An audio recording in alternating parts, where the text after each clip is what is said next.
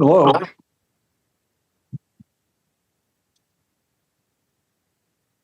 Hello. Hi, Norman. Very good. Have I got into the Zoom meeting for MCCSD?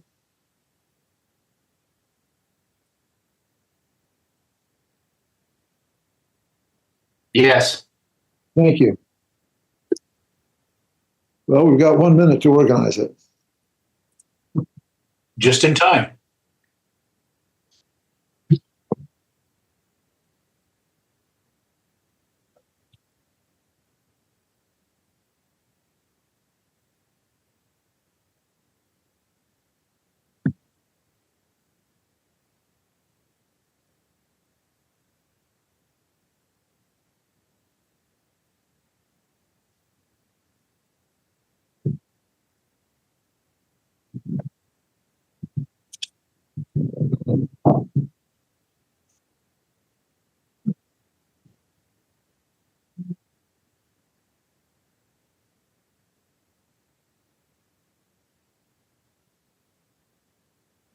You listen to your program?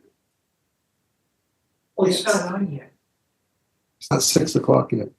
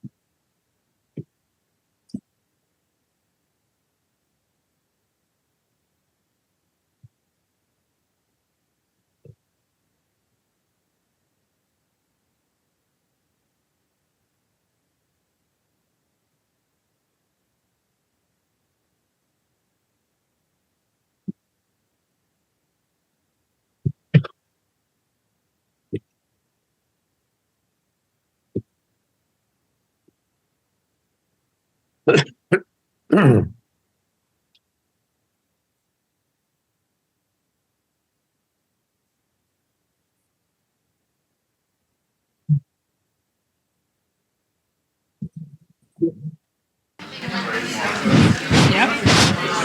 Can you hear me? Okay. Good evening. Okay. Can I have your attention for a moment? Okay. Thank you. What's that? Turn on the mic. Yeah, I think it's up as high as it goes. My name is Danick Murphy. I am the chair of the Mendocino City Community Services District and a member of our community. I want to welcome you to this presentation and discussion about this, and this is reviewing the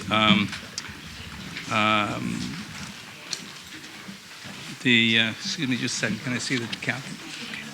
Sorry, the source water study, the draft source water study regarding a community water system for the town of Mendocino.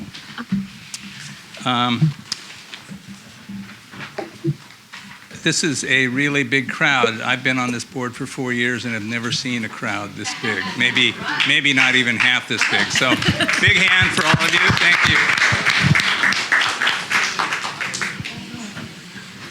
So we are going to hear from the West Company and GHD, the engineering firm that we have a good relationship with and has been very helpful to us, in a few moments. But first I wanted to just go through, first of all, I want to convene our meeting. This is a regular board meeting of the MCCSD board. It's a special board. It's a special, not a regular, special. Thank you, Katie.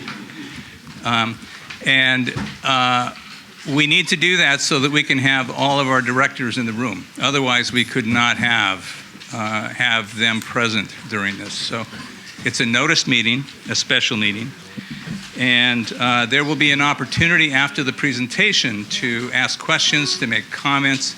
We're going to make sure everybody has an opportunity to be heard. And there are a couple of rules about that. Well, first of all, we're going to, after the presentation, I'm going to ask the board if they have any questions.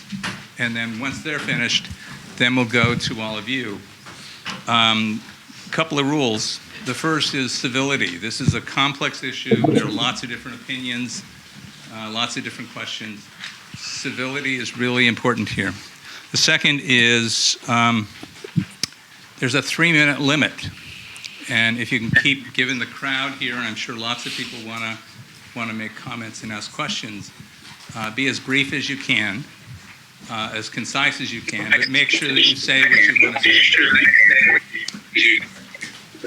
And I think that's it. And with that, our meeting is convened. And I would like to introduce Mary Ann Petrillo from the West Company, and she's going to take it from here. Thank you. Great. Thank you. I just want to welcome you all. Thank you so much for coming. This is an important conversation that we're having, and probably the first of many. I want to remind you that there are some cards on your seat.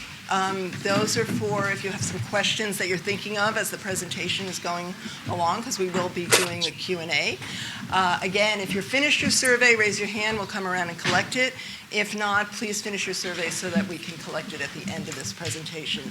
And then when we have a Q&A, we'll start it at the end of this presentation. So, Miriam, we can hardly hear you.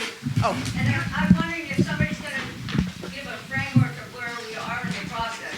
yes, that is going to be Adam, and we're going to take it from there. And there's a few more chairs. Does anybody still need a chair to sit? There's a couple. Thanks for the great turnout. Appreciate it, guys. And we can get the slides going.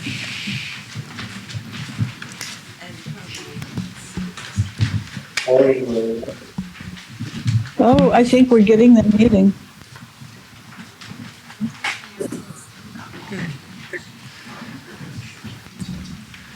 You know that Jesse's daughter started in Golden? Someone's being broadcast. Jesse's daughter started in Golden. Did you know that Jesse's daughter started in Golden?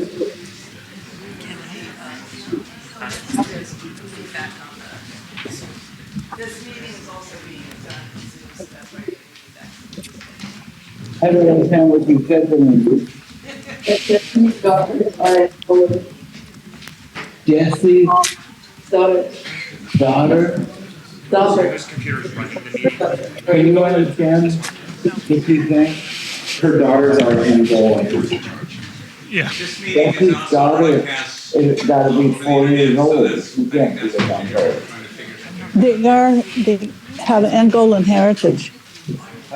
Oh, half Angola. You were talking about she was in Angola. No, they're half American and half Angolan. Yeah. And actually, one of her daughters is now 11. Not 4 years old. Okay, I'm gonna go get this up. Forget it. No, this is cool. Yeah, all that's cool. Okay, I'm at the community water system meeting. Welcome. Well, they're not even starting yet. On a point of order, Yeah. I'll ask if you're joining us by Zoom, and you can mute your microphones. That's coming through into the room currently, so much appreciated. Thank you. Do you want help? I can do it. What are you doing? She's got the microwave back. I've been told this is for the Zoom call. So this is someone picked up on the Zoom call. I can try to speak up louder, but I don't think this is going.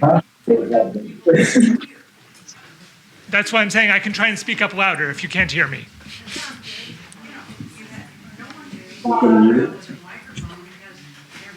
I'm not sure The how. microphones are broadcasting into the Zoom call. Yeah, I hope my microphone. Oh, here it is. Should be. Well, greetings all. Welcome to the first of two larger community meetings regarding the Mendocino Community Water System Feasibility Study. My name is Adam Rausch. I'm the program manager for GHD's Safer Work. I live in West Sonoma County along the Russian River, and I've been doing engineering work since 2001, which now that I say it sounds like a long time. I'm joined by Ryan Crawford, our senior hydrogeologist on the project. This is our agenda for the presentation today. We'll start with a bit of background and then describe the scope of our project. We'll present preliminary findings from the draft source water study and discuss next steps. Up for a second there.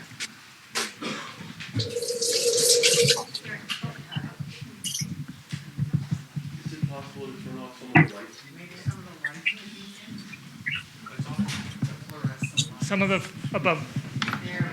Ah, much better.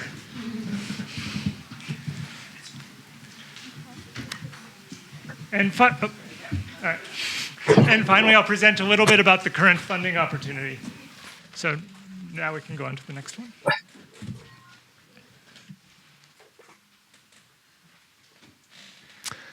Okay, thank you, everybody. So Brian Crawford, I was just introduced.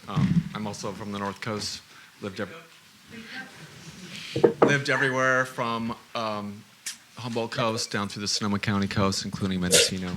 I grew up on the coast here. Worked the last 20 years in water resources engineering related projects, and happy to be here talking with you. So bear with me and with us when we go through this. A lot of this you guys already know, may know better, may not, but let's get started really with some of why we're here. I mean, mid-1800s was settled. By the time we get to the 1900s, it's expanding, but we still don't have a centralized water system. It was cobbled together essentially with the resources being surface water, springs, shallow hand-dug wells mainly.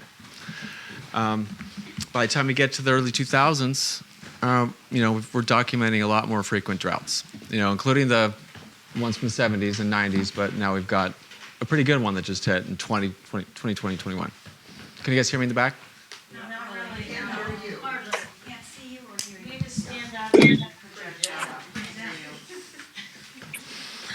Yeah, how we have it's going to be kind of set up. It's going to be hard here, but I can try like this and then do this for the people online, and then we'll try and do that, try and multitask. Let's do it. So anyways, we get to 2020, 2021, and we're at water hauling and, asking other counties to haul water out here, which is just not sustainable in any way. And what are we supposed to do about that? It even became sort of a national and even an international news bit. We're reading it on the news. It's like, wow, is this really happening? So, really coming to where we are now, really, recently, MCCSD submitted a technical assistance request to the state water boards, Division of Finance and Assistance, and to conduct a feasibility study to identify some sort of sustainable solutions to what's going on. So they reached out to the state asking for help, and in response to the request, the DFA, which is what I just mentioned, Division of Financial Assistance, they assigned GHD as a technical assistance provider. So here we are. Let me know if I still need to speak louder. A little better? Okay. So yeah. You just identified your company as a... Oh, I'm part of GHD. What's that? It's an engineering company locally for more than 80 years, starting Eureka. Originally it's Winslow and Kelly, acquired by an Australian-based company 15 years ago called GHD. Still the same people and company. What's the full name of the company? 3 guys that died over 100 years ago.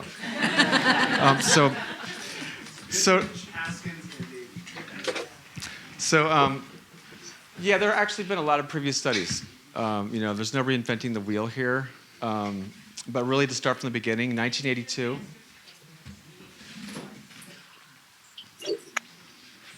I'll try and do that one, to cue that one as well. I'm gonna do 4 things at once. I got it. So really, lots of numerous studies. We started in 1982 really with the Mendocino Coastal Groundwater Study by Division of Water Resources, state. DWR really defined really the coastal groundwater system from Gualala all the way up to Rockport, and really establishing that it's a very limited resource, it's rain dependent, and it's really hard to manage it without advanced planning. Otherwise, you end up in situations. They called that out in 1982, really in paper. By the time we get to 1985, they moved in and did a study here, right through the main terrace here that goes out on the headland. They further defined really the best sources of groundwater, really being the marine terraces that go up, kind of stair step up, getting older as you go up. Same thing happens pretty much hundreds of miles both directions, where you get older marine terraces going up and varying thicknesses, 15, 20, 100 feet thick. The more saturated they can get, the better water supply people have who live on them. But the hardest part is to actually capture it and store it. There's no storage.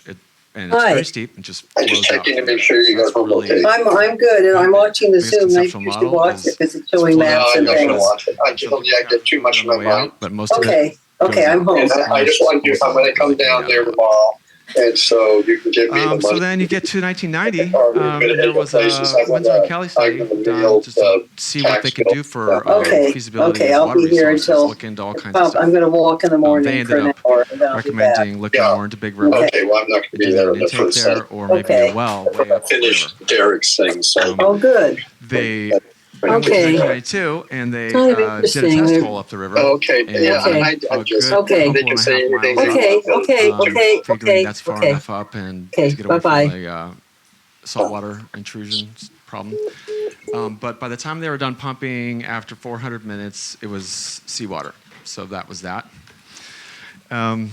But they did recommend some other stuff that was studied by others, Lawrence and Associates and others even after that, which basically recommended looking into some of the smaller gulches from the thicket draw up 7 or 8 gulches on the north side of the Big River. They came up with a few solutions. They even did some drawings and did some points of diversion and more detailed studies of what it would take to do that. 30, 35 years ago, in dollars back then, it was about $6 to $7 million to cobble some reservoirs together, get it pumped over to town, treated, and everyone would have water at about 10 cents a gallon. That was how it was basically at least drafted up. I think that's barring all the studies that probably would have needed to happen, special biological studies and otherwise that needed to go into that anyways. So that never happened, for a lot of reasons. Many studies that would have needed to happen would have been really costly, and that was probably a hard thing to get past. Plus the dollar amount just to get the capital improvements initially to build that. So also additionally, after that, MCCSD has done several detailed studies, in the 2000s. 2006, they had modeled drought scenarios. I think that was actually a really good thing, a paramount thing to really pull off, and to come up with some 25, 40, 60% of the rain that you should have gotten and you didn't. Model what happens in 1 to 2 time periods. That was sort of the initial adoption of initial drought conditions and defining them. There were subsequent studies from that. In 2009 was an update and really sort of furthering the definitions there. In 2009, the water shortage contingency plan, really coming up with the developing stages, alert stages of drought, where you've got 1 is an alert and 4 we're in a crisis. Okay, I should look back this way here. Yeah, that's fine. I'm just talking about subsequent ones done by MCCSD, if that's okay. And then 2020, a water shortage contingency plan update. 2023, a hydrogeology report by GHD as a tolerance emergency water supply and storage improvement project. Okay, I guess we can keep going here. And then I think I will pass it on to Adam for now. I'll follow suit here. is to implement a sustainable, community-driven solution to the water challenges facing Mendocino. In initial meetings with the team, so Mendocino City CSD, State and GHD, we developed the scope for this phase of the project to culminate in a phase identifying potential water solutions for the community. To accomplish this, we set several goals for this phase. First, to review and summarize the previous studies, which Ryan's done for us here. Identify and describe the existing water system, estimate the demands of the area, identify the water sources, and then kind of develop alternative community water system conceptual designs and recommend one of those for implementation. The approach is to build upon the extensive previous work that's been done.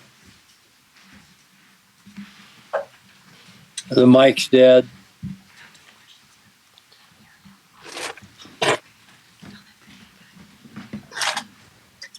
This phase of the project includes preparation of 2 documents, the source water study, and building on that, an alternatives analysis. The mic is dead.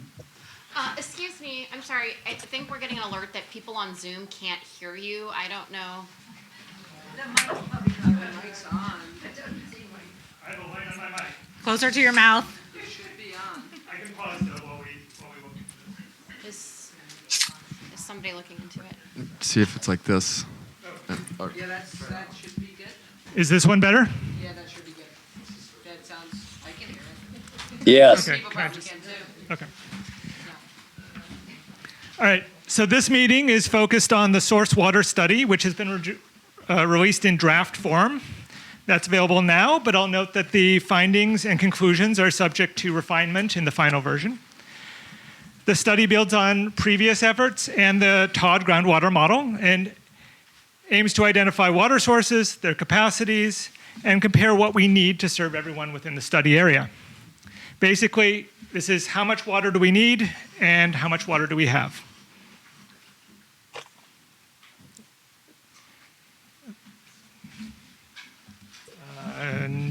One back. Once finalized, we'll prepare the second project component, the alternatives analysis engineering report. The report will rely on the source water study. It will develop the 3 different potential solutions for the community and present conceptual designs for those. One of our first tasks was to identify the area that we would consider in the study and in the report.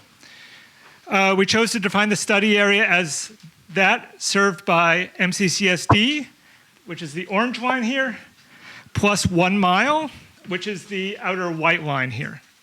And you can see that on some of the other maps as well. This is the area where we're looking for water, estimating the capacity, determining the demands, figuring out what we need, and developing solutions. As we'll see, there may be reason to limit the solutions to smaller areas, but we wanted to cast a wide net to gather data over a large region to begin with. What are the purple lines? These are rivers, waterways.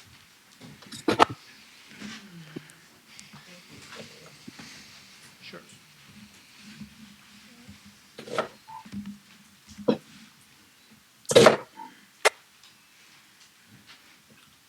So, yes. So in its draft form, the water study has 6 findings, and we'll walk through those now. Next. We first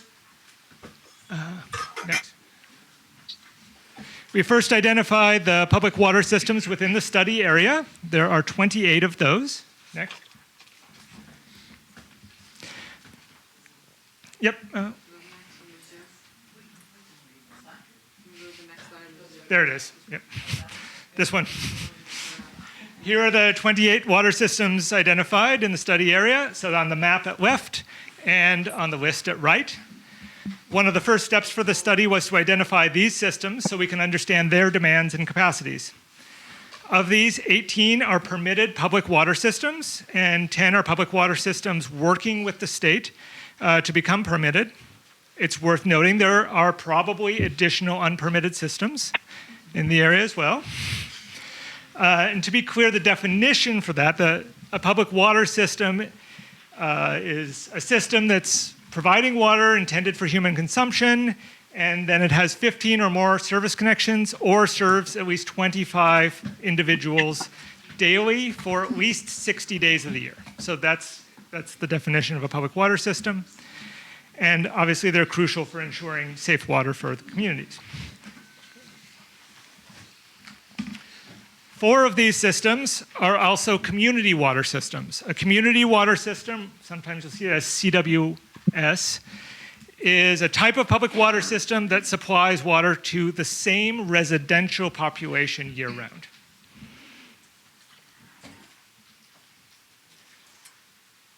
Yes, next slide. All right. Using the community water system's electronic annual reporting that they're required to do, we were able to estimate their demands and source capacities. You can see from this table, if you have really good eyes, that those systems relying on groundwater are really only getting a few gallons per minute in terms of their estimated source capacity here. Even those that are cobbling together multiple wells to gather that capacity. And that's relative to Surfwood, which is the one example we have here. It's relying on surface water. All right. Oh. Hey, now we're going.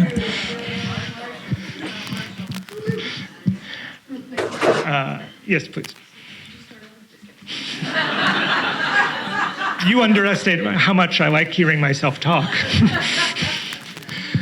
Moving to water demands, or how much water a system or service area needs. Any public water system is required to have capacity to meet the system's maximum day demand, or MDD. That's an estimate of the amount of water needed on the most demanding day. So we had estimated the average demand and the maximum day demand for our entire study area. And the draft MDD is 534,000 gallons in one day. Again, that's the worst day imaginable, basically. We also estimated the existing source capacity at 233,000 gallons per day. So even with an additional 30K from a recycled source, that leaves us with a deficit of about 271,000 gallons. Yes. Daily? On that one day, yes. On that one day when there are a lot of... So how do we get our demand numbers? The study area demands were estimated using population data, land use data. Oh, sorry, next one. And the Title 22 methods, and were compared to the existing water systems sources. So we have an assumption that we're using of 85 gallons per capita per day. That is a statewide average. It turns out that in the inner area here, people are using much less on average. It's closer to 50 gallons per capita per day. Once we go out to Surfwood, for example, it gets much higher. So we have differences within the study area, but we're taking 85 gallons per capita per day as an average. That gets us to an average daily demand of 356,000 gallons. The MDD is then based on multipliers called peaking factors. These are typically 1.5 at a minimum. Refinement of the source water study may uncover a cause for a larger peaking factor, which would lead to a higher MDD. But our draft MDD is based on that peaking factor of 1.5. Comments, let's see what they start saying, I guess. Something like that. Yeah, let's see if it's necessary tonight or not. If that was demand, how do we get our supply numbers? Whichever author this thing. People on Zoom should be muted, please. Anyway, it's just not necessary. Hey, Steve Gomes, can you mute your We don't need that anymore. Zoom, please?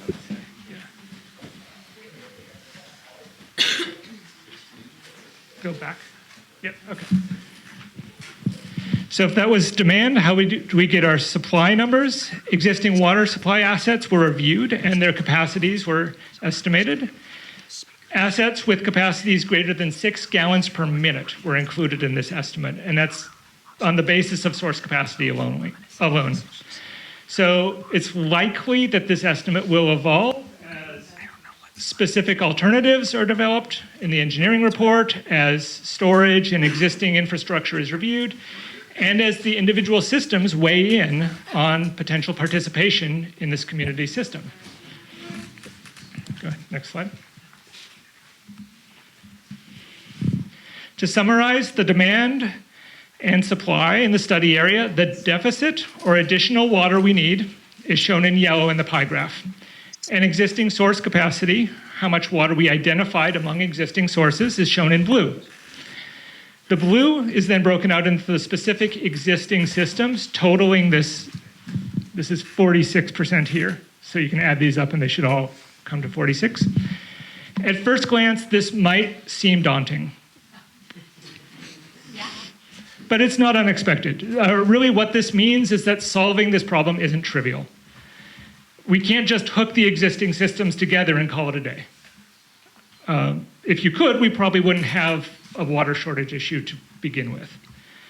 But here's the takeaway. The yellow is the shortage. The yellow is the difference we need to make up in new sources. Second on the graph, are the 400 domestic wells included in the existing supply? Only sources identified above 6 gallons per minute. So probably not, but that also means they're not easily harnessable and integratable into a community water system. Next slide.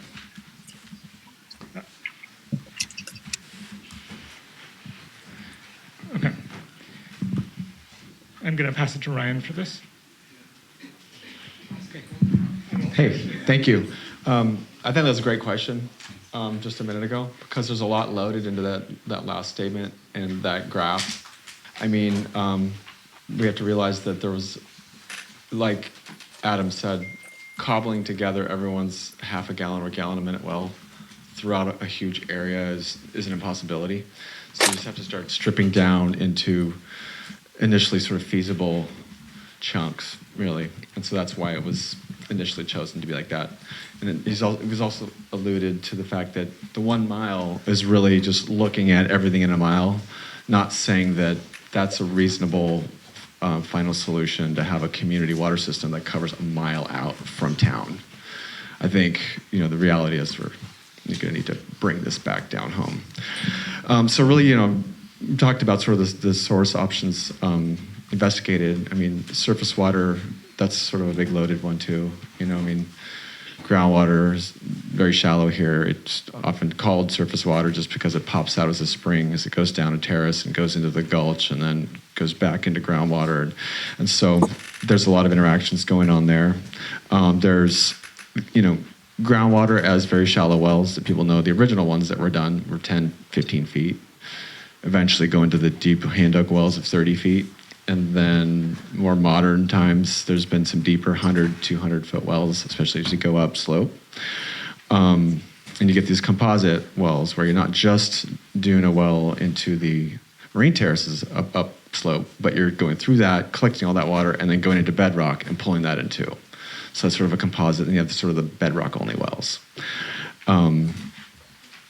Every once in a while, you can hit a really great fracture in this Franciscan Melange. I'm sure everyone has heard the story. Oh, this is amazing well. It's like 400 feet deep, way up the mountain. But that's not what's going on every time you punch a hole into the Franciscan, and it often comes up with a lot of other stuff, almost always, with a lot of arsenic and a lot of manganese and stuff to treat. So that's sort of a whole problem in itself, is having to treat the deeper water coming out of bedrock. Desalinization. That's also a thing, and there's some good examples of that going on locally and regionally and nationally or internationally. Sure, we can go to the next one, that's fine. Even up in Fort Bragg, they have a pilot study out in the ocean right now. They even have a brackish desal unit, pretty good picture of it right there. That's basically a stack of RO units pulling out salt water out of the brackish zone from the Noyo to give Fort Bragg their water. Those come at relatively high other types of costs, and they're usually in the form of O&M. I know this, I might talk about that in a little bit, but relatively speaking, a hard sell. Recycled water really uses conjunctive, meaning you can swap that into non-potable uses and offset the potable water that people are putting onto gardens and irrigation, which we generally don't like to do. We like to just put a recycled or otherwise water for those uses, so you can use it as conjunctively. So and then there's the seawater, there's the pilot study they have going on. That's an example of a pilot study. That's not the one actually up in Fort Bragg, but there's a similar small unit up there that does a couple thousand gallons a day, I think, right now. So they're just doing it as a pilot, using seawater to pump it through the RO units. You can see sort of a typical groundwater well there on the lower left. A typical diversion on the upper left, even with a fish ladder. Very cool, but these are some typical sources that we're having to just look into. Can you do the next one, please? Okay, so so surface water, we can definitely come up with all the deficits using surface water. There's a lot of different ways to do it. We need a lot of storage, and the permitting process is not easy. It's really long, and potentially might not even get the permit. Like I said, the storage part is really sort of the really hard one. There's not a lot of places to put that amount of water without ruining viewscapes or having to acquire property or otherwise. You can put some together. They have looked into it. We looked into that. There's some larger gulches, if you go quite a few miles up Little Lake, that could probably cover it, but it's a long distance. It would be a lot of studies to confirm, the biology, the special habitats, wetlands, otherwise, trees, then get the permitting, then get an actual pipeline of the stations and all that down here. So that's a whole thing in itself. Groundwater we talked about a little bit. Really, the take-home here is well fields to be large and not centrally located. It should be spread out everywhere, kind of like it already is. So that becomes a really hard part when you start thinking about putting into a distribution system and getting it somewhere. There's just even with thousands of miles of pipes to cobble together the little wells. So that's the problem. So groundwater, we say no, it can't meet the deficit. Just because of that, I think it can, but it'd be difficult technically to pull off. Pisau talked about a little bit, really costly treatment, centralized water treatment and storage again, and then we'd also have to get more land and see if anyone wants to be looking at that in their beautiful viewscape. Recycled water, I talked about that too. So I think we can move on, keep going. Pass on to Adam. Go ahead. And do you have, thank you, the one with the red. Okay. Our final finding is about the costs. Go ahead. And we did include cost estimates in the source water study. They too might appear daunting. I think the last slide had some numbers on it. But that said, the estimates that are developed before even our preliminary design are necessarily going to be very rough. And I think there's a more important point here. So we've included a conceptual model here. Every potential water source is going to have an upfront capital cost that gets paid once, and ongoing operations and maintenance costs that get paid every month.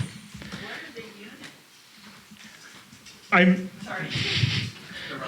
the dimensions is dollars, but I'm intentionally trying to make a point that I think would be obscured by putting numbers to this. So bear with me. Let's see. So we see that the groundwater and surface costs may cost more up front.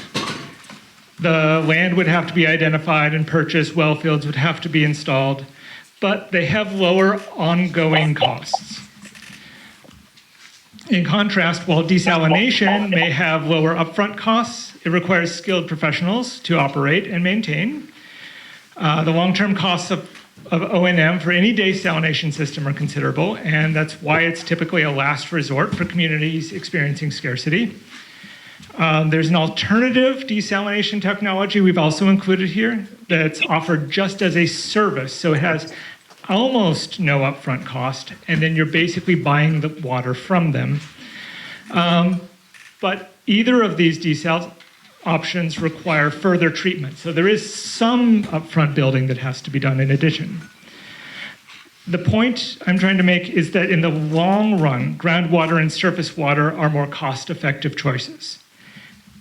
Add to this that the funding opportunity before us, and I'm going to talk more about that toward the end, can offset capital costs, but it can't offset operations and maintenance costs, ongoing costs. So the case toward that end of the spectrum gets even stronger. I will mention that is only a financial consideration at this point. And this is the kind of analysis that an engineer can do easily. Whether or not the costs of higher ongoing, higher bills is something that you guys would tolerate because you don't want to see, for instance, ecological disruption in such and such watershed. That's a value judgment that you guys have to make as a community. So I just want to be clear, I'm just talking about the cost half of this. There's a much bigger picture, and that's part of why I'm so happy to see this kind of a crowd ready to weigh in. Yes. Quick question, because the chart isn't really legible from back here. Is recycled water charted in particular? Recycled water constitutes about 30,000 gallons per day maximum in this. So I think it's absolutely worth considering. We've included it in that deficit analysis, but it's not a solution to the full deficit. I understand, but what I've read is that it's about 50% cost of desalination. You're talking about upfront costs or operation costs? Both. Okay, yeah, I mean, I think it is preferable early, all the caveats about draft study and early estimates, but it does look preferable. I'm strongly in favor of recycled water as part of this. And then if I read your Excuse me, Tina, could you wait until, write down your question and wait until they're done, and then, Janet, other people have asked questions. please, thank you. Special consideration. Please carry on. Thank you, Mr. Murphy. Where were we? No, I think we can move on. So where do we go from here? We need to better define the service area so we can determine how much water we need, and we need to determine which existing water sources could be part of potential solutions. We need to identify which new sources pursue to offset the deficit. And we're going to explore those using the MCC service boundary as an example for those questions. So if we can move to the next one. So let's talk about defining the service area, and then we can move to the next one. Right? I'm going to prompt Ryan to describe the image. Could tell which side we're on, going back and forth. Yeah, well, anyways, Defining the service area really, determines which areas are most vulnerable and in need of a community water system. If you look at this, this is really just looking at the 2020-2021 drought and which wells went dry. And I think that many number of those wells actually go dry on. Yeah. Yeah, I'm just going back and forth here. Anyway, so 2020, 2021, pink are the dry wells. 2015 are the yellow dry wells. So that's just sort of an example, but the point is this is looking at the ones west of the highway, and there may be a whole number of them up to the east, or maybe not, and they're just showing up as this huge area that really is in need. So that's sort of the point of defining your service area. Is what we're trying to get to. To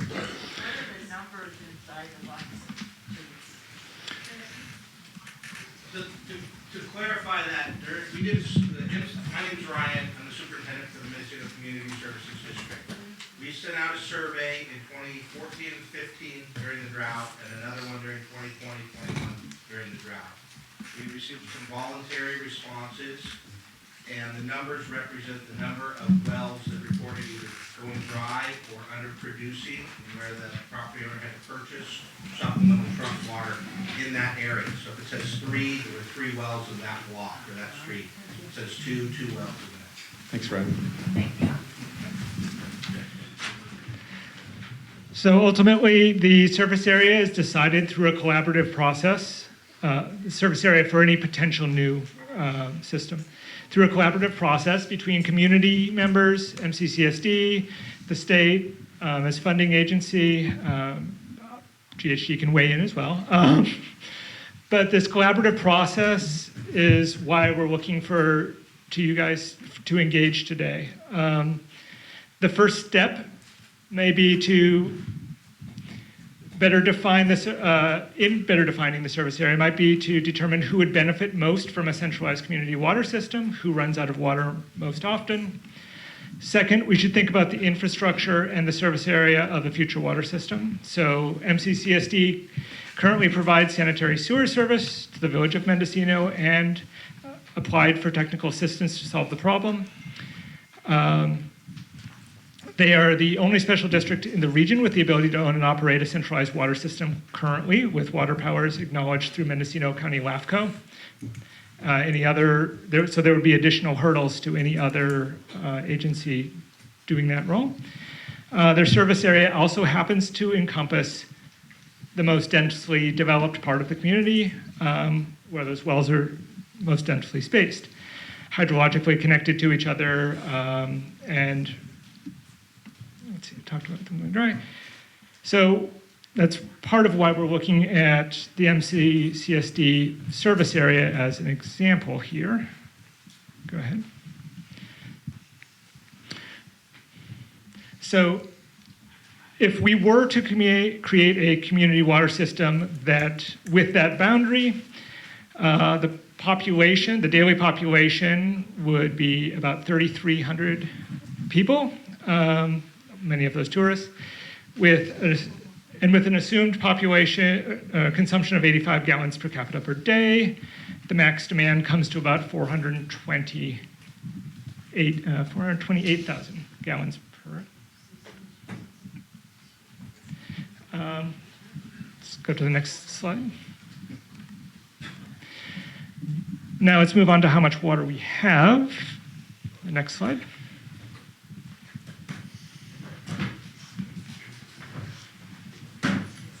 Yes. All right. Using that same boundary, if we combine all the existing water sources within the MCCSD surface area boundary, the estimated supply is 198,000.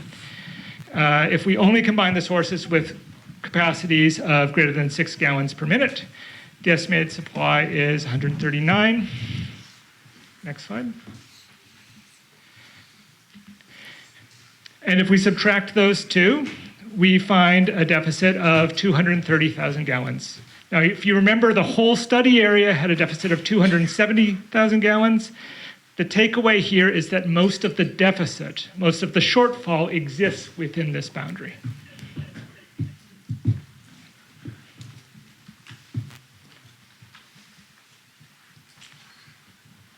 So let's talk about sources now. Go ahead.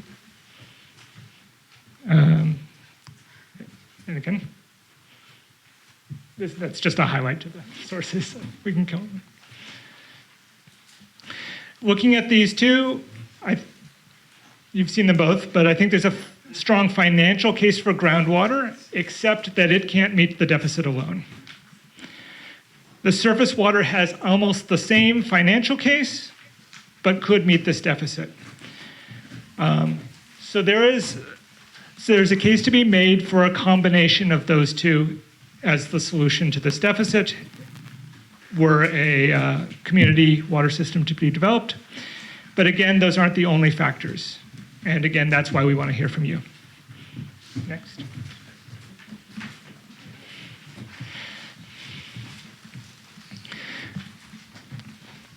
Once a service area is defined, we can move into the next step of preparing a final source water study and the alternatives analysis engineering report. Consolidation, I want to bring that up, is the process by which two water systems are joined. In consolidation, at least one of the existing water systems is dissolved. If both systems are dissolved, a new one may be created to serve all the customers from the previous systems. This process helps streamline operations and improve the efficiency of water service delivery. Separately, regionalization is the joining of more than two water systems, typically to create a new system that serves an entire community. This approach aims to enhance the management and distribution of water system resources across a larger area, creating more reliable and consistent water supply. For either consolidation or regionalization solutions, it's key to understand the interest of existing water systems. So I don't know well enough to say how many representatives from the local water systems are here today, but understanding who's interested in consolidation, who is not interested in consolidation is definitely a key next step. So if you're in a position to give that feedback, we'd greatly appreciate that as well. So here's the tentative schedule. We're here in December 1st. We're looking to finalize the source water study after receiving your comments in the new year. With that under our belts, we can move on to a draft engineering report. That's where we have potential solutions. Here's alternative 1, 2, 3 of what this might look like. At that stage, we're going to try and call you all back and hear from you again, and you can voice opinions on that ahead of finalization of an engineering report, which would have a recommendation in it. But we want to make sure that recommendation is informed by the community input.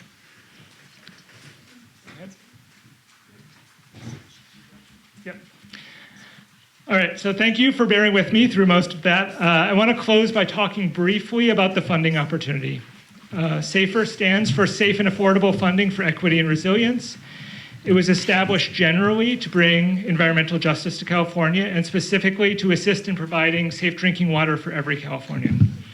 The State Water Resources Control Board allocates funding from California Senate Bill 200 and other sources for construction projects. This is allocated via an application process, so that's all the blue stuff on the left side of the slide. That application is really thorough. They want shovel-ready projects. They want plans included in the application, but they understand that's hard for small systems. So within SAFER, there's something called the Technical Assistance or TA program.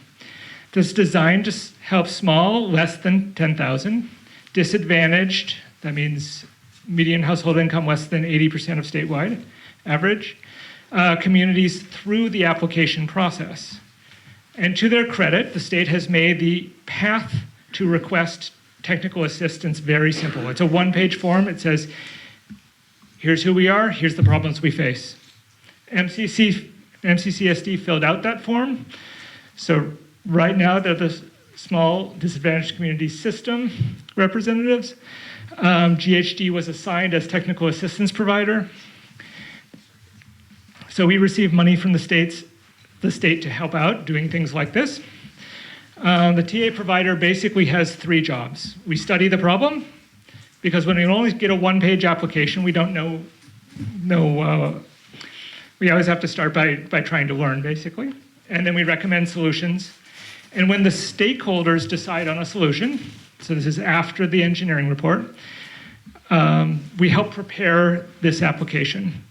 And that's what would get us lined up for construction funds for the capital costs of whatever you guys decide. Next slide. So if we're working with the state on this, it's worth asking, what are the state's priorities? All projects are assigned a priority classification A through F. Priority A through C are acute public health issues, for example. By priority D, we're talking about maybe unreliable systems. E and F, it's secondary contaminants or waterworks standards that aren't being met. Because this community has experienced insufficient water sources, they're in the top category. You can see that the state also favors consolidation. I've highlighted that point there. So, and it's likely that this project would involve consolidation of at least 1 or more systems of the 28.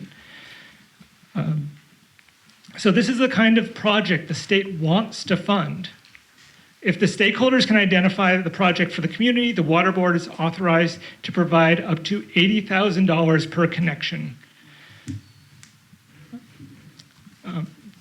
We're looking at something that could cover at least up to $20 million for a project like this, potentially more if the eventual service area falls under that disadvantaged community classification. So I encourage you to think about this as an opportunity to bring something positive to your community. Thank you.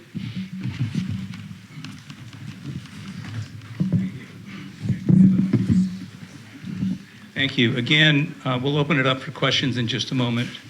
I'm going to first ask the board if they have any questions, and I have a brief statement that I'd like to make. And should have made this earlier. I think the reason that the board approved the application for a feasibility study on a community water system was the drought that we had a few years ago was dramatic. And the fact that Fort Bragg stopped selling water was dramatic. The board approved seeking funding and making an application for this technical assistance and a feasibility study. That's all that we've approved. I also want to say that, this is about water resiliency. Climate change is real, and it's going to get worse. And it's something for all of us to consider in terms of the resiliency of our community. I also want to make it clear that there is no action tonight, and there would be no decision to move forward with a community water system without a vote of the electorate in the district. So we're just at the very beginning of asking questions here, and so your questions are going to be important, your comments are going to be important to help shape the work going forward. And lastly, I want to say there's one element around desalination that mentions Big River, and myself, the superintendent, Ryan Rhodes, and others have grave concerns about Big River. It is a fragile ecosystem that is in the process of restoration, and I think there'll be a lot of opposition to anything that jeopardizes that ecosystem. I just wanted to say that and make it clear for people. And with that, I'd just like to ask, are there any questions from the board? I have just a couple of questions. Thank you, Ishviel. Since your last meeting, where you presented similar stuff to us, I had suggested, and I still think it really needs to stay in your source water study, that locations outside of the coastal zone need to be included in this study. We need to move east up Little Lake Road, and not just a random 1 mile around the MCCSD boundary. A lot of things will be made a lot easier for us if we're outside of the coastal zone jurisdiction. And secondly, I want to point out that since the last drought, our neighbors in Fort Bragg have actually been very successful at pursuing some water resiliency things. They actually put in a large reservoir at Summers Lane to catch surface water and to store it for their town, as well as the desal plants. I think that the one thing I would like to add to this discussion is that when we look at demand versus daily consumption, it's not just they're giving us an average of the year, but we all know that drought is acute and it only happens during certain months of the year. So the time is really, really important. So I think that storage is the key to that.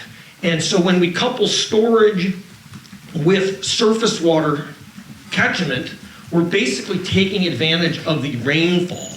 And so from an environmental standpoint, and from a water resiliency standpoint, and from an energy cost standpoint, that is the least expensive method for us to reach our water security. So I think if we could locate a reservoir outside of the coastal zone, up on Little Lake, bite the bullet for the slightly longer pipeline, the state will help us pick up that tab, and we can actually catch enough water to get us through the summer months when, without adversely affecting any of the tributaries, because that water in the winter right now is flowing out to the ocean. Thank you. Any other board members?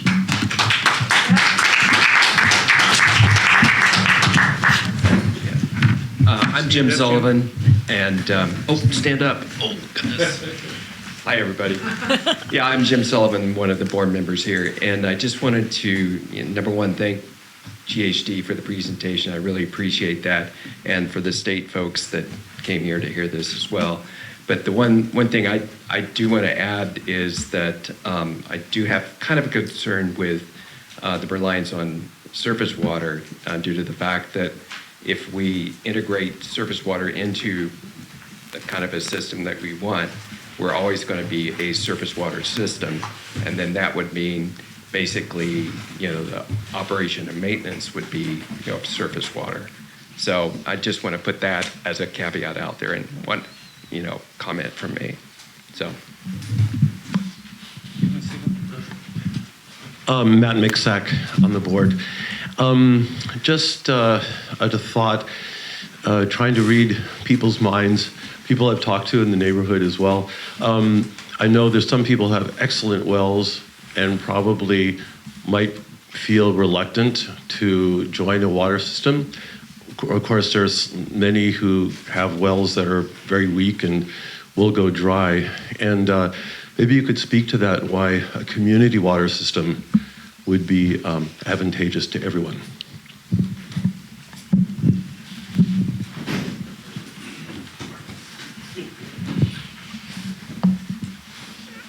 I mean, the first things I would say is that, got at least 3 points here.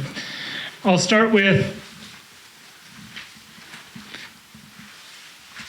a unified water system that works together. It can be more responsive in the face of wildfires.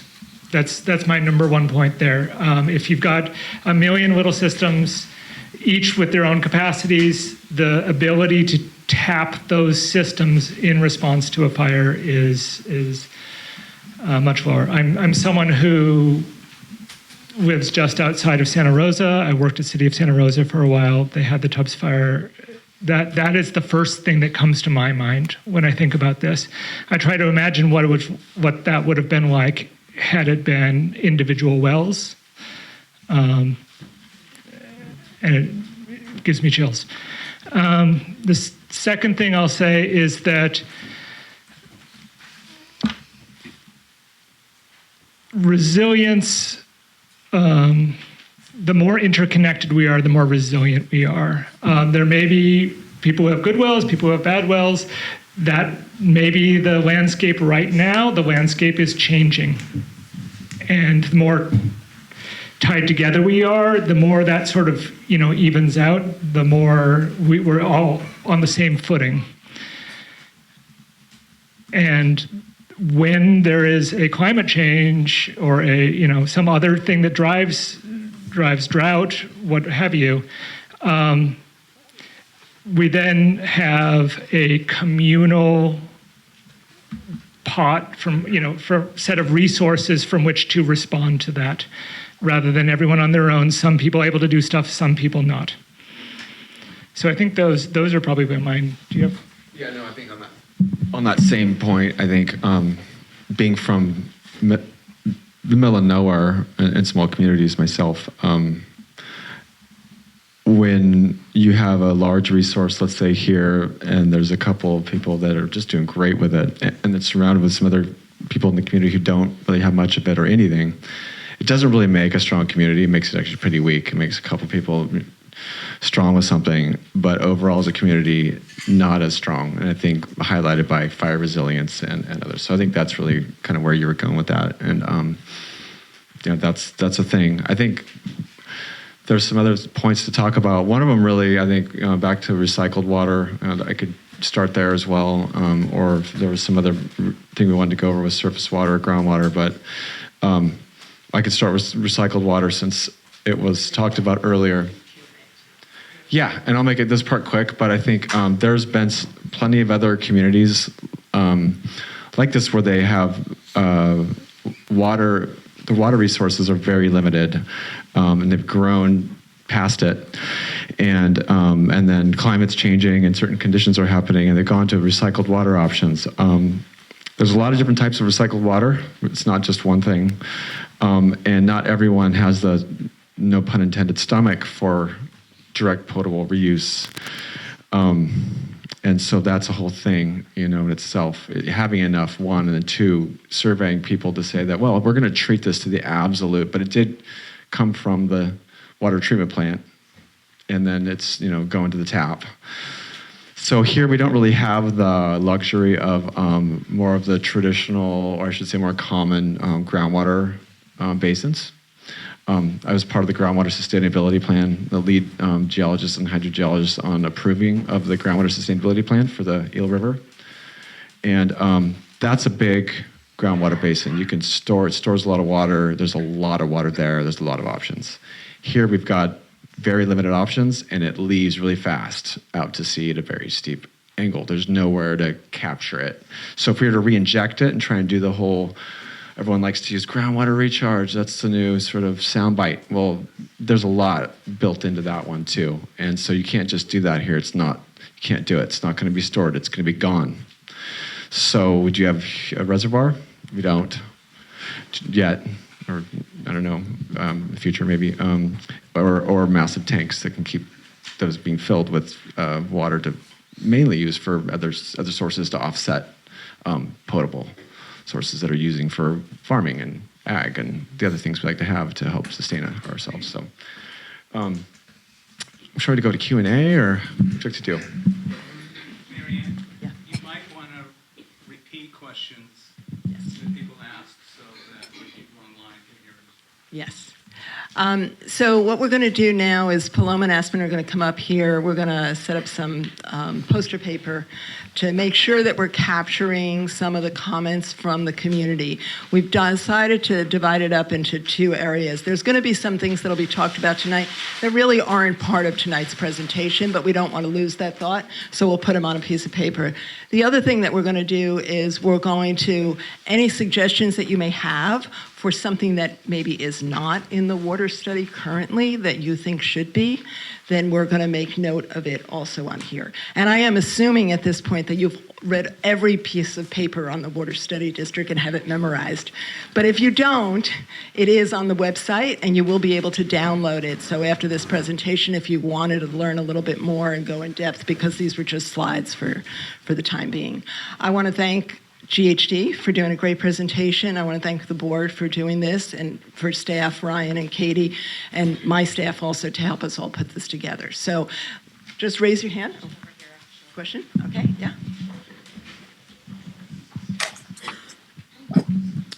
I want to first of all say thank you very much for the board, MCCSD. You have done a lot of hard work to get us here. And also for Superintendent Brian Rose and Katie, you guys have worked so hard to prepare all those 2,000 drought scenario studies. I read those, and the storage, water supply, and impact projects. Those are very important first steps that you led us through here. So thank you. We don't take you for granted. My husband and I owned multiple properties in Fort Bragg, here in the village, and also in Gualala. My brother and I work with USGS, which stands for U.S. Geological Survey. The aquifers in California are changing very fast, and they're drying up. So if you're just focusing on the groundwater, it could be a dead end. So that's why I appreciate the GHD presentation. It has to be a multiple approach. It could not just be one approach, because the fact is the aquifers are drying up. In Fort Bragg, the reservoir is working very well for us as a property owner over there. During 2020 and 2021, when the village had no water, my neighbor across the street had to pay $4,000 to fill a $2,500 gallon tank. And they were rejected because Fort Bragg couldn't deliver water to them. So I want to encourage you to listen very carefully to Mr. Ohm suggesting that, yes, we need to extend the boundary to include further than the MCCSD boundary. Because as we learned tonight that from GHD, scientifically, the main marine terraces, they have a thicker volume of water to be absorbed, and we can utilize those. If it's just the headlands, it's shallow and they're drying up. So pay attention to those points. I think reservoir, if Fort Bragg could do it, we can do it as well, and you can learn from them. Thanks. I have two questions, both quite simple. Jim Gregg, District Ratepayer. So the first question is about money. And so those conceptual models of, the scenarios, just to clarify, capital costs are the kinds of things that free money would pay for, but O&M is just out of our monthly bill. That's my assumption, right? I'm good? Okay. Hear that, y'all? All right. Second thing, water. When you talk about storage of surface water, is the built-in assumption it's only like damming gulches, or could somebody push up a bagel on some flat ground and make a reservoir? So is it like in-channel or off-channel surface storage? What's the assumption? And that's it.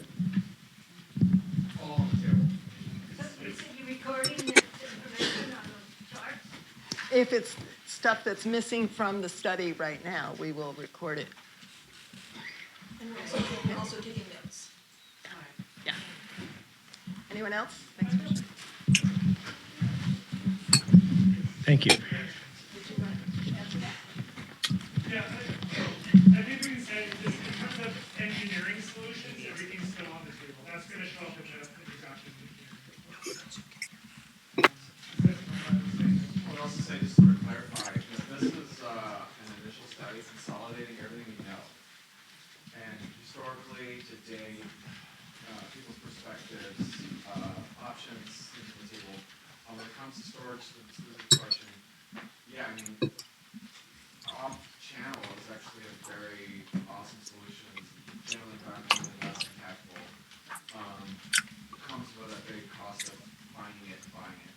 And then, it's usually not anywhere close, but they need the mic. You gotta do it. And this is not the actual feasibility study. Feasibility is really crunch in on some numbers that collectively as a group have sort of decided these are the three most foremost, what are the feasible things that we think should be on the table. Let's put some hard numbers to it. What does it really mean? That's what this is sort of feeding into that. That's within the that's the larger engineering report. So we're not running feasibility numbers. That's why out of that one slide that had relative costs, because really Zoom can't hear. relative costs, see what people have stomach for, Is this a public meeting?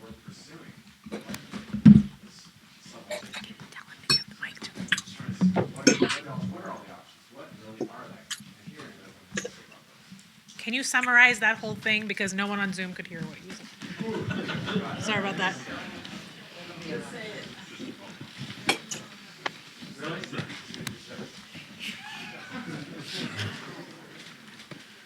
Synopsis?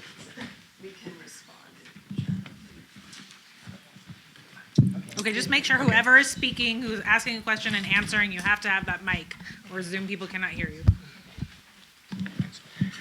Hi there, my name is Robert Jamgoshin. I'm a biologist.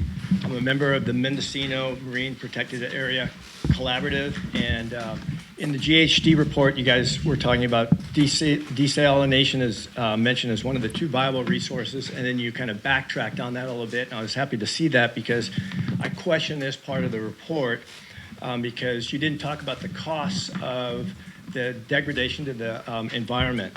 Basically, a desal plant would have a negative effect on the estuary ecosystem.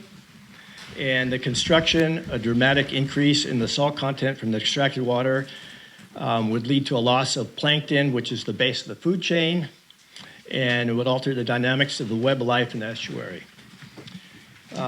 Big River Estuary is an exceptionally rich ecosystem, and it's a very unique one, which is why it was chosen to become a marine protected area, or an MPA, in 2010.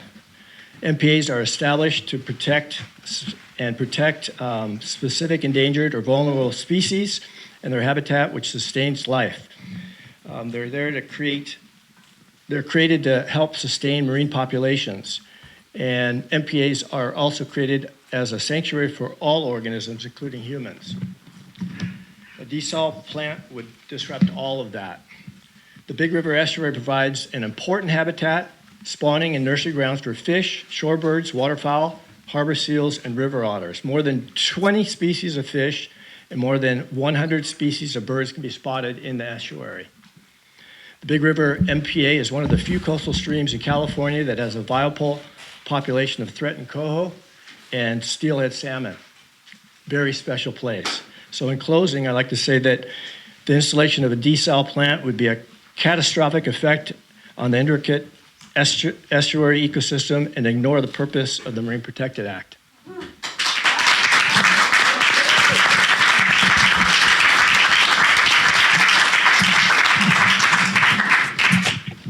First, I want to say I agree with that on all points, and well said. I'd also like to say that most everyone nowadays, because a lot of the new technologies haven't come online, think of the traditional desal plants where they're actually taking it as a point source where everything, like you mentioned, really relies on that. Being in the salinity that is, the changes, the gradients in salinity as you go up the river, it's all very important. So there are solutions around that. I don't think it's feasible, and I'm not saying I'm right now saying that I favor that or recommend it, but just so everyone knows, just because I've been a part of some of the studies and in some of the designs, and they're larger scale, and they're basically hidden, and they're drilled thousands of feet out at a slant out into the ocean, so it doesn't really affect the concentrations. I'm not saying it has no impacts. I'm just saying there's a lot of other ways they're doing it now, but that's a big project, and yeah, I don't think any of us are envisioning anything like that, and that's a really great point, so thank you. I'm going to add on to that if I can. When the report has a yes in front of desal, we're talking about, is there enough source water there? We're counting gallons of water at this stage. So yes, there is for that, and I wanted to, but that's also why I made kind of an oblique reference, probably to exactly what you're talking about here, where I said, hey, yes, there's these costs, yes, there's the gallons, counted up, but you guys as a community need to talk about it. I actually talked about it, the ecology of an estuary, for example. So I think we're on the same page. Thanks. My name is Rich Young, and I had a question for Ryan Rhodes, if you don't mind. The water coming out of the septic facility, the tertiary treated water, it's been treated 3 times, right? That's a tertiary treated plant. Correct. Okay, so what I've read in Title 22 is tertiary water can be used for firefighting. And other people in the community, including the fire department, has told other members of the community that that is not so. And I don't see any rationale about that. There was a recent letter to the editor from both the fire chief and a board member regarding fire protection of the community and how all of Main Street burned at a time close to 100 years ago, I believe. The plan was to dynamite the building next to the buildings on fire. There still, to this day, are no fire hydrants along Main Street. I would encourage some of the grant use to be used to update or get larger storage for the tertiary treated water. If we have a large fire breakout, it would be really nice to have a large storage of water and facilities to distribute that water. Thanks. We're going to take a question from Zoom. Can you hear me? Okay, so the rainfall graph in the presentation shows average but majority of the years fall well below the average. The graph has a large tail. With that said, did the study account for the many years of below, one second, of below average flow when weighing the sources, and will it keep up with the demands?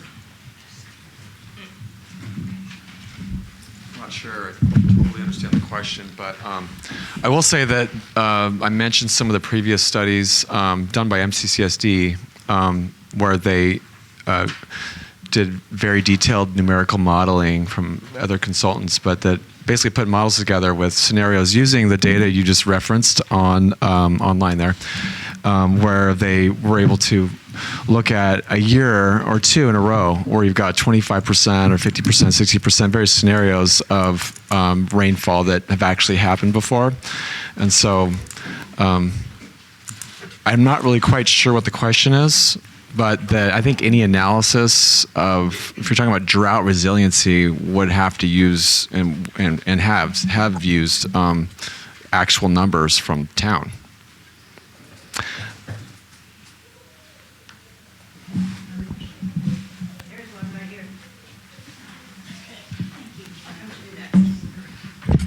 Thank you. I'd like to say I wholeheartedly concur with the fellow in front of me. Thank you very much for speaking about the protections to Big River.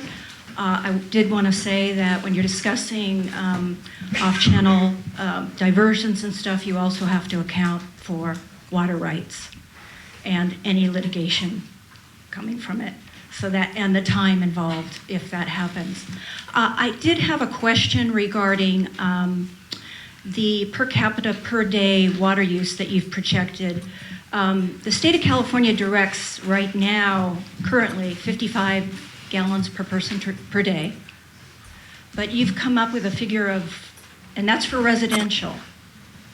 And I understand those figures are going to be reduced to like 42 gallons per capita per day by 2030. So when you're coming up with the figures you did, are you blending like residential per capita use with commercial? I mean, how did you arrive at 85? That's a lot of water. So. What? Oh, that's just I think there's maybe a difference in the goal of these calculations that are going on here. One of the requirements of any water system is to meet that max day demand. For an existing water system, that's based on historical data. What you look at the last 10 years of their water system, you find the if you have monthly data, you find the heaviest use month, and then you build from that and say, what is our estimate of the worst day, of the worst month, of the worst year? That's a requirement that a water system will have to sort of meet from a regulatory standpoint. It will have to have the capacity to meet that standard. So when we're estimating 85, we're chasing that number. We're saying if we were to build such a system, what would the capacity have to be for that worst case scenario? So that's I think a different goal than saying what is the typical residential use, which is obviously going to be much lower. I will mention that the Mendocino Village data suggests that Mendocino is the core area within this study, the service area district, has substantially less use on a typical day than the 85. You guys are, if I can address you as that, you guys are better at conservation than the average community in California. So. Okay, I have you, and then the person back here, and then Maggie, and then we'll come to you. Hi, my name is Sandra Kearney, and I just wanted to comment with, because it's so critical to maximize the water we have, I'd like to have it revisited, the DPR, direct potable reuse, and gray water, not just from the plant to the sports fields, but in integrating these systems, is there a way to integrate gray water within the homes? And you mentioned that a lot of people aren't, really fond of the toilet to table. It's this mental thing. But a lot of states, countries are integrating it very, very successfully. And I didn't see much of that in the study. It hasn't been touched on very much. So reusable is, I think, vital, and I'd like to see more of it. I also wanted to, again, thank Robert for his comments and about Big River, and just reiterate, Big River is an ecosystem that was exploited drastically and impacted by being logged over 110%. Thousands of donors, nonprofits, and organizations, agencies led by Mendocino Land Trust came together and collected over $24 million to purchase that property from Hawthorne Timber Company. And they conveyed it to the state parks in 2002. So in your last meeting on Zoom, it was, what's the public opinion? And I think that the community weighed in very strongly that that it's, if you've got a choice now to exploit or preserve again, and I don't think there's question on that. So I would like to put forth the proposal that any system used for attaining water for the town not include waters from or waters that would impact the flow of Big River. So anyway, those.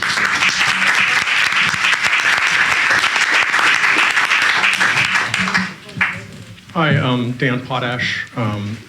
Thank you for your clarifications on the demand side of your analysis. I'm not clear yet about your supply side analysis, and in particular, how the hundreds of residential wells that are performing are factored into the supply that you have determined we already have.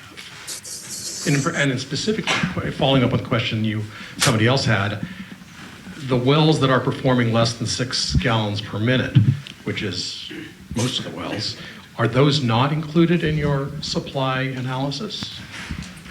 Yeah, great question. Thank you. We touched on that a little bit, but I think the point there really is that we're getting feedback somewhere, that they're already doing okay. Let's say you have your own system. It's keeping you going. It's not really enough to go, okay, we're going to put this in a pipeline and send it around to everybody else.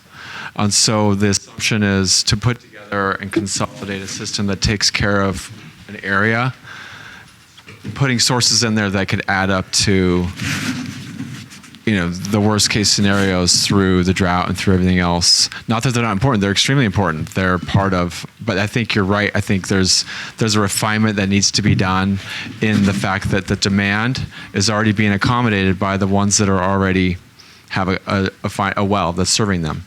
They're not going to be put into thousands of miles of distribution. Do you want to refine your question? Yeah, I do.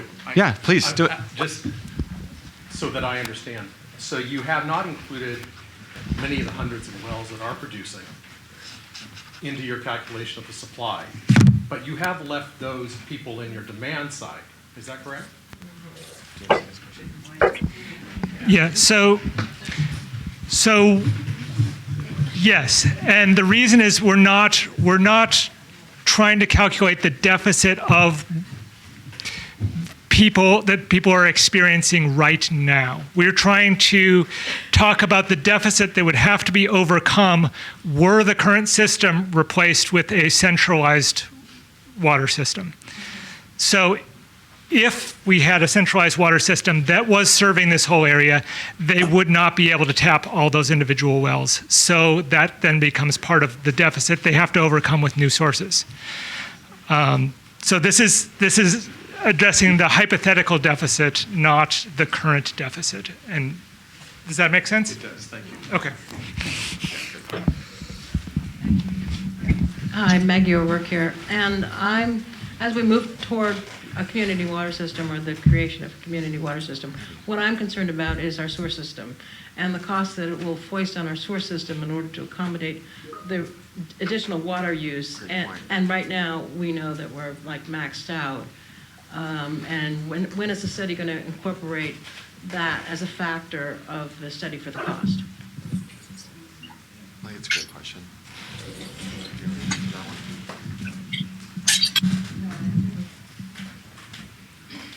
Are you going to answer? Yeah, well, I was talking. I'm not sure if I'm going to be able to answer that. I can't speak for the water district. I don't know I don't know about the wastewater treatment demands. Can you hear me now? Okay, so yeah, I don't know the answer to that. That's wastewater treatment. We're talking about source water right now. That's a really great question. Will all of it get collected? Not all of the water use gets collected, but it definitely would go up, right? So there's that part of it. Okay. I question a lot of the numbers. I combed over those pretty carefully, and frankly, I don't see 350,000 to 500,000 gallons of water flowing into this place. That said, you've got your reasons for it. That's fine. If those numbers are real, it seems to me there's a problem, and that needs to be addressed. I noticed that in the write-up, the choices and things that we had, desal or the river or groundwater, whatever, there was no austerity option. And that should be an important part of it, especially if you're looking at something like the community water system, which gives you an opportunity to control who's using what. If there's somebody that's using more water, they're going to have to pay for it. Because personally, even 8,500 gallons, I can't remember the last time I used more than like 30 or something in a day. So that number is astronomical, and the community water system as well as storage might go a long way to take care of that by being able to control water usage.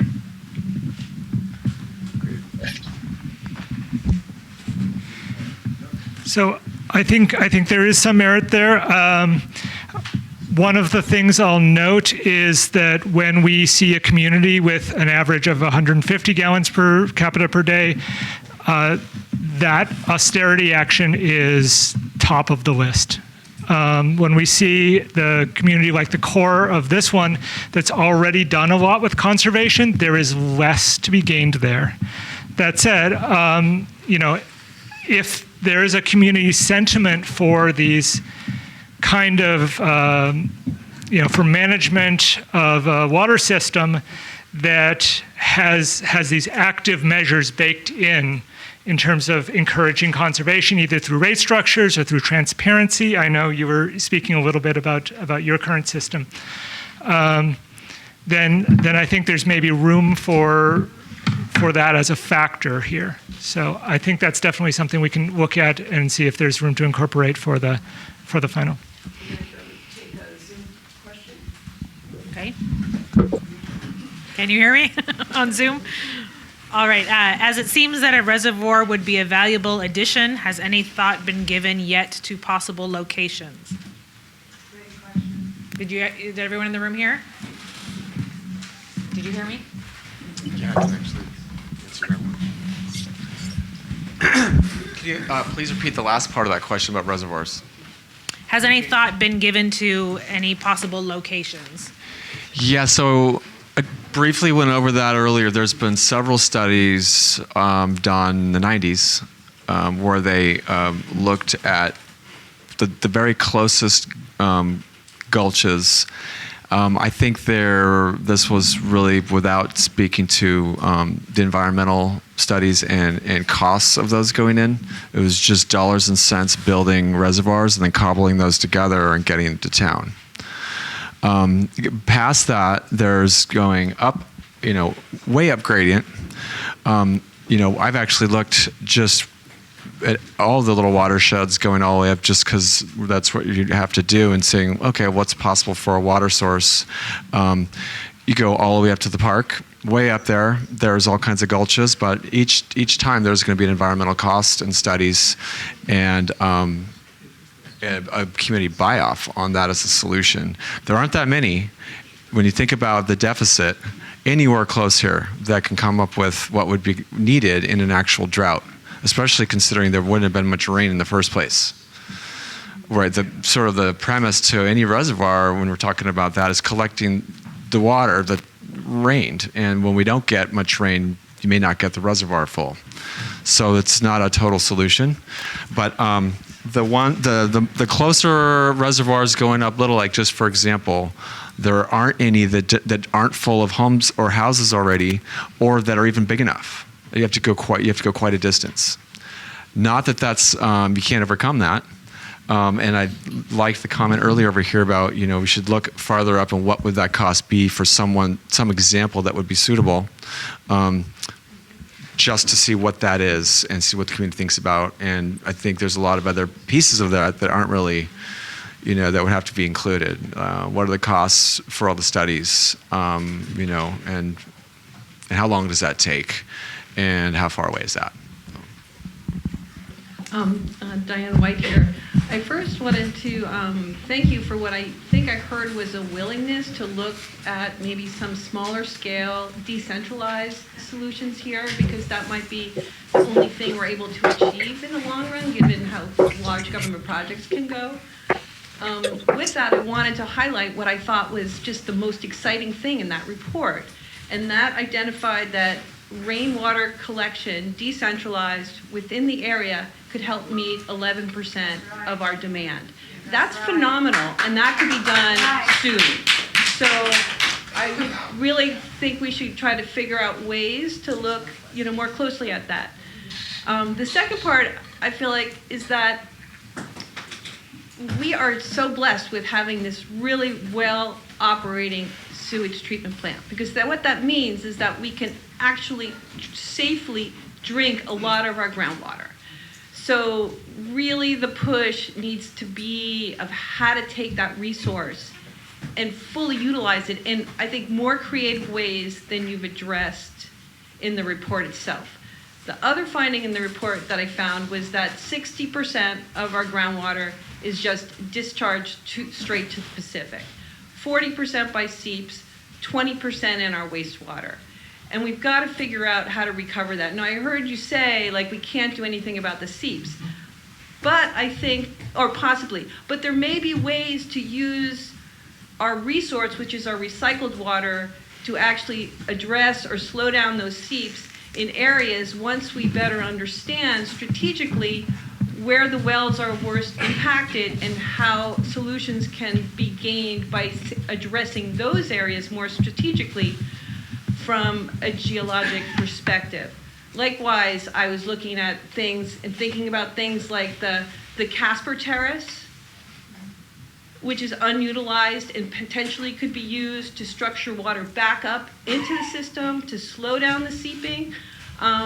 So I think if we start thinking smaller and looking more strategically and perhaps getting more data that we really need on like more of a case-by-case basis of what's happening when we look at those pink dots on that map of where those wells are impacted, we might find some solutions that could get us stepping in the right direction, because it might take 100 steps, but at least we could get going with the first 5, and they're not all going to meet the Title 22 requirements, but we may never, because the MDD driving Title 22 is like a step of infeasibility that we don't want to deal with. So perhaps we need to be walking around Title 22 as best we can to just get us into something that works for us. So those are things.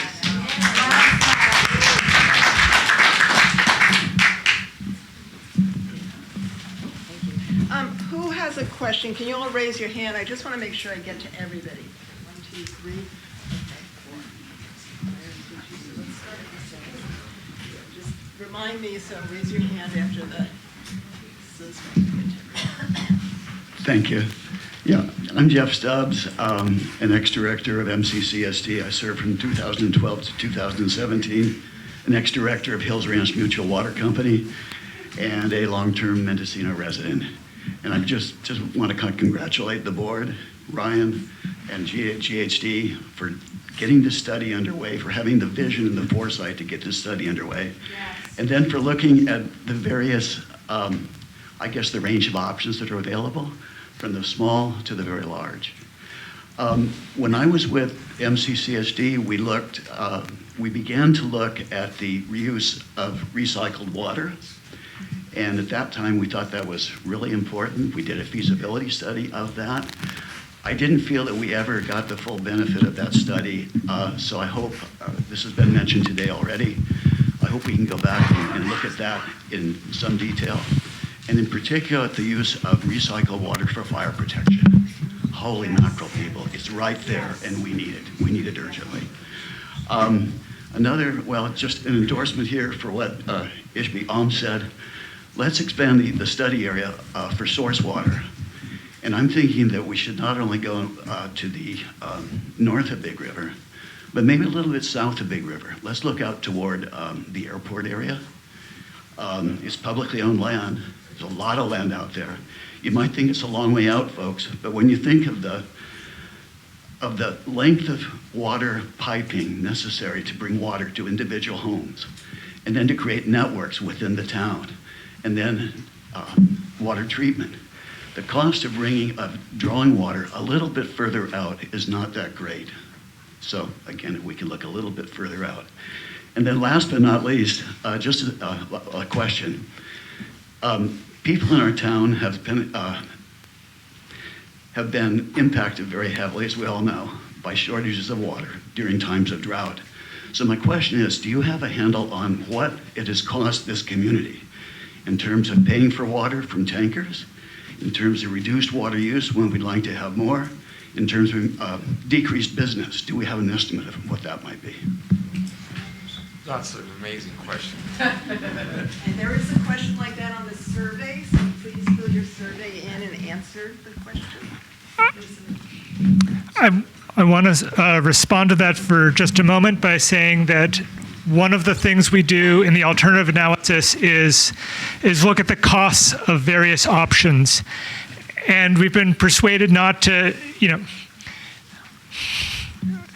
to include a sort of do nothing option, which is where, what does it cost us? What are the ongoing costs? What does it look like if we stay the course as it is and take none of these actions?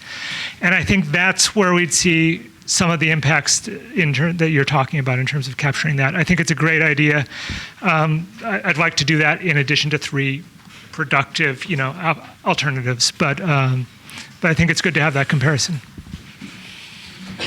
Hi, my name is Ken Flannell.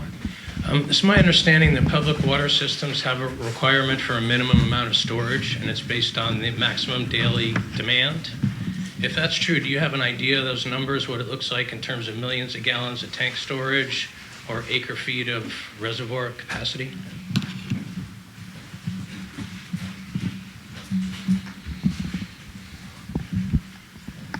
So Title 22 does have requirements for storage. In general, it's a max daily demand storage. It does not have to be met with a storage system. The idea is if your source goes down, what do you do for that day?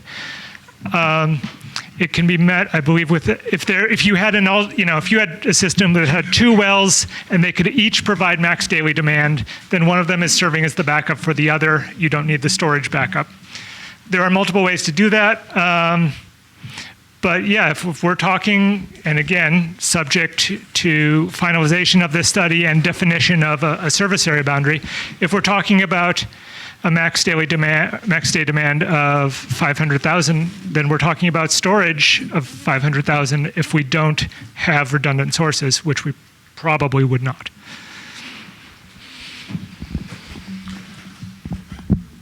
Tony Graham here. Earlier this evening, you mentioned that almost 80% of our groundwater ends up in the ocean. If you take a walk along the headlands on the beach side and you look up at the cliffs, you see water pouring out of the cliffs. And that was true even during the height of the drought in 2020 and 2021. Has the GHD given any consideration to developing water along the front edge of the headlands? And have you conducted any studies or run any calculations as to what gallonage that amounts to, say, just assuming from Heiser Drive up to Big River? Go ahead. Great question. Thanks for that. Yeah, so those estimates have been done previously, and they're in the order of hundreds of acre feet that go off the headlands a year. Hundreds. It depends on how much rain you got. But, then you have to take it to the next sort of idea of, well, can you imagine your entire viewscape that everyone has known ever since with a bunch of facilities all along the headlands? All underground, not above ground. Yeah, how do you pull that off? These are shallow wells that go down 25 feet, and it's all below the surface, not above. Like thousands of them? No, you wouldn't require that. But the point is, obviously, it hasn't been looked into, and that's my concern, as a source of water that goes directly into the ocean. Yeah, no, that's been summarized by others. And so if that ends up being something that the community really wants to aggressively pursue, because it's basically, it's now a surface water source, right, coming out, and it's everything that's been in town going to the shallow, plus everything upgrading it that wasn't captured in groundwater wells, eventually comes out on the cliffs there and out. Or some of it goes into bedrock and actually goes out that way too, below sea level. But yeah, I mean, it isn't a small task. I think maybe there should be some sort of community vote that they want to develop all the headlands and to see what that would be feasibly and put numbers to it. So I think it's a great suggestion. Taking it a step further, assuming you could cobble together a series of wells and all underground, run it into town and store the water on the existing properties that use the water with modern storage tanks. We used to have water towers. We could go back to that, I suppose, but having water tanks that are commensurate with the needs of that particular property owner, supplied by the water that goes into the ocean. To me, it seems relatively straightforward. Like have a series of, let's say, 20,000 gallon tanks that adds up to a lot of water, and have them filled up continuously. Well, each property owner now has a 1,000 gallon tank, 2,000 gallon tank. Some commercial businesses have more. 5, 10. And if the water flowing into the ocean can keep those tanks full, that pretty much solves much of the problem. So I think, I just want to note, thanks Tony for the comment, I just want to note that we don't have a lot of time. So if we need to wrap up by 8 o'clock. Okay, Jim Gregg again. I read the report and a bunch of the other historical stuff. This is a matter of just a question. Do I understand this correctly? If, say, you bought a 20-acre piece of ground somewhere, and you took like 10 acres and dug a 12-foot hole, and then the other 10 acres you put in a well field, and you let the rain fill the hole, and you let the wells fill the hole, and you got like the whole 107 acre feet a year deficit, plus some, and you got your daily, I mean, that would, simplifying grossly, but that would cover it, wouldn't it? Wherever this hole in the ground is, or stack of hole, tanks, whatever. Yeah, it's back to tanks and getting a reservoir, essentially, right? Some sort of reservoir, because it's described a big hole. 120 acre foot hole in the ground. Sure. That's big enough, right? I mean, it's honestly, it's not. 120, yeah, a couple feet, several feet deep. There you go. It's not that. I mean, it's not that bad. No. So I have a couple of sort of suggestion questions. One is, we just went through the high school remodel and the roads got ripped up by it. And this project would involve ripping up every single road in town, plus service line to each home. So if this thing doesn't cover that, replacing all the road, repaving everything so that we have smooth roads here, I don't know why anybody would buy into it, because the heavy equipment involved in installing those pipes helps rip up the roads. So that's one. Let me just go ahead with the other stuff. So I can jump on that real quick. I'll say that there was a SAFER funded project in Butte County, and it has about a 2-mile pipeline along a road. That road was just recently repaved. And so the county was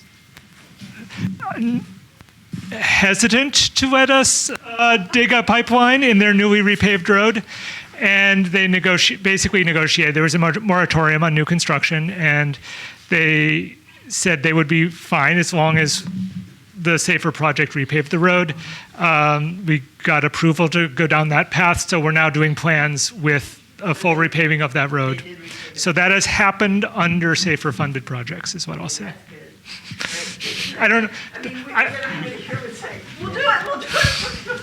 But the second issue I want to bring up, when you bring up resiliency, is I think it was the town of Asheville, North Carolina, that got wiped out because of one mudslide, and the one main that served the town was broken, and it's been weeks with the whole town with no water. So the flip side of your idea of resiliency is, well, then we're all dependent on one source, one main. And I hope that any plan you come up with allows people to opt out of this, help pay for it, but have their own wells. And I know you can't connect the wells to the main system, because then the water would have to be individually treated at each home. You can't just join all the wells together and hope it's all good water. I get that. But I'm just saying, I think there are people who really need water, and there are other people who would just rather not have their water treated and keep running with what they have. And we would reduce the load on the main system. So there's several good points there. I think City of Willits is a really good example in this case. They have draw a lot of water from a reservoir, or two reservoirs, I think, via a relatively long pipeline. That pipeline crosses 2 faults. And so there's always the question of what happens when the earthquake comes along that breaks that open, right? I think what you're saying is one of the cases for what we've heard several other places here in terms of distributed storage, distributed sources kind of thing.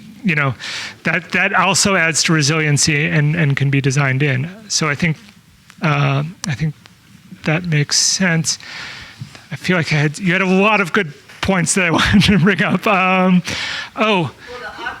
Opting in. Yep. Out, but I understand the whole community would have to pay for the operations and maintenance in order to make this work at all. And we all would benefit if anybody goes to a restaurant or, has a friend who stays somewhere. Sure. I will say the impression I'm under is that there is no mechanism for compelling people to join on to a water system if it's formed. Individual homeowners, certainly not.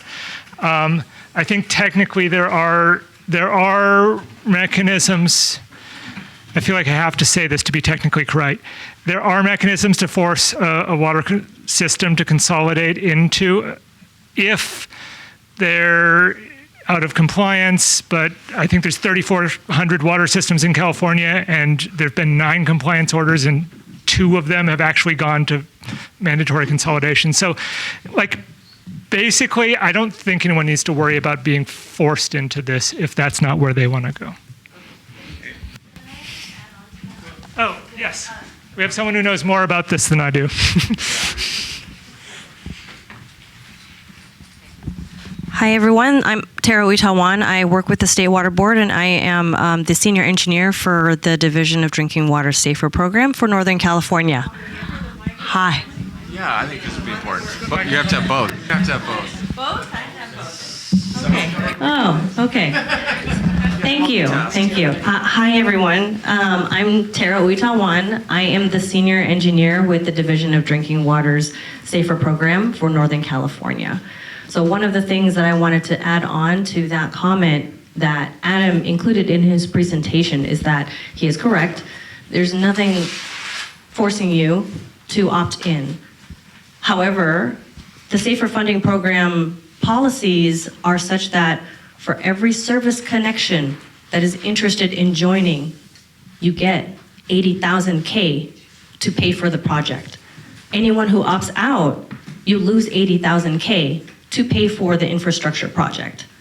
So you can choose to opt out. If you opt out, then if that person chooses to join a community water system at a later time, that cost is borne upon them to pay for the service connection, as opposed to being part of a community water system project that is paid for by the state. So it's just the risk that is part of the program. Thank you. I want to jump in and clarify too on this point. Larger municipalities, let's use some of them, for example, large cities, they often will have mandates on people's individual wells.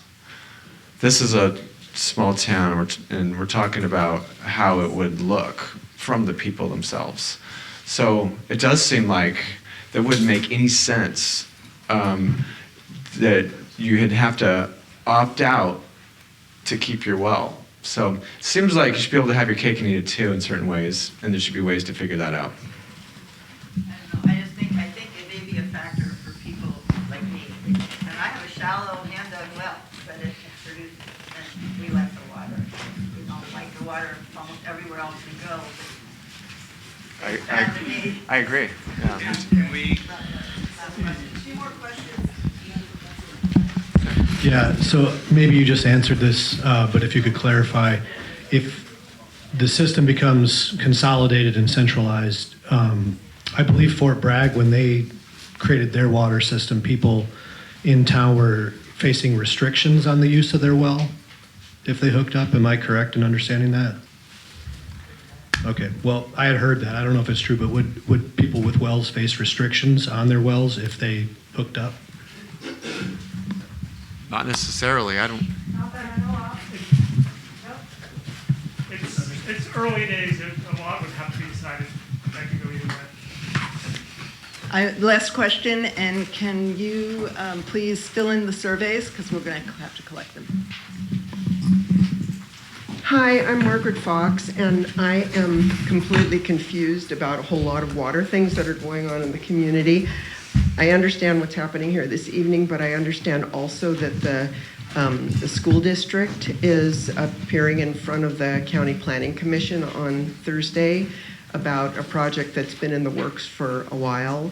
And I'm wondering if you can address that, because I'm confused about where that fits into this larger conversation. I know other people could answer this better than me in this room. I can tell you right now they're completely different projects, so it doesn't really fit in really with this. Yeah.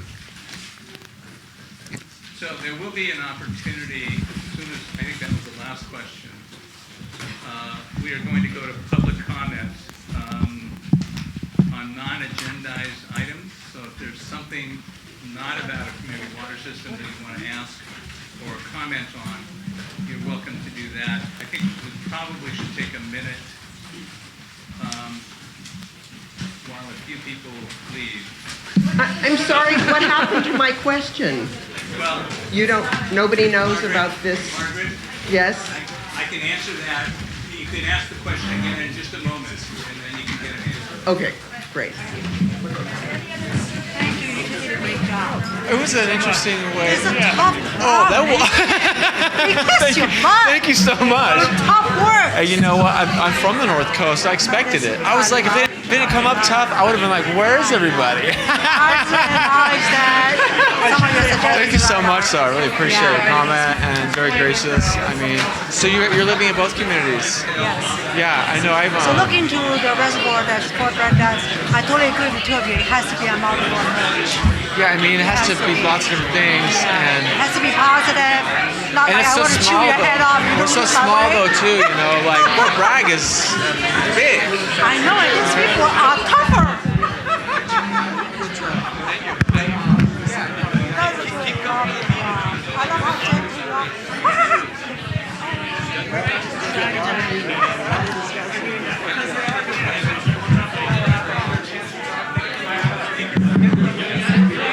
Can I ask, we need to continue, excuse me.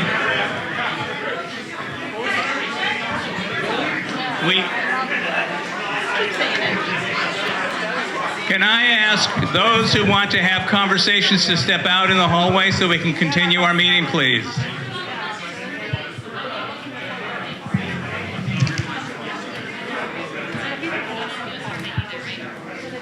Excuse me, if you want to have a conversation, please step out in the hall. We have a couple more items on our agenda.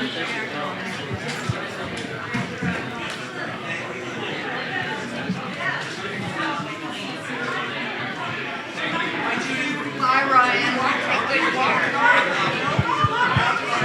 No, I got to ride with my neighbor.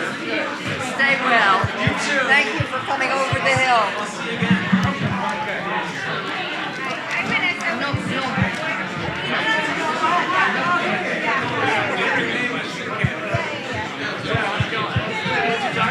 Okay, everybody who is having a conversation, step out in the hallway, please, so we can finish up our meeting.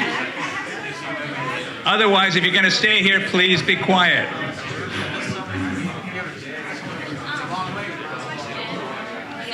Can it wait for a moment? Just clarifying on who needs to go and who needs to stay for Okay. the agenda, the remaining agenda. So anyone who wants to make a statement or ask a question during public comment on something other than the water district, the water system, stay here. We're going to give you an opportunity in just a moment. So GHD and West Business can exit. They can exit, yes. Okay, so we need quiet, please. Oh, thank you. I was so pleased and am pleased that we had such a turnout tonight. This is fantastic. This is just fantastic.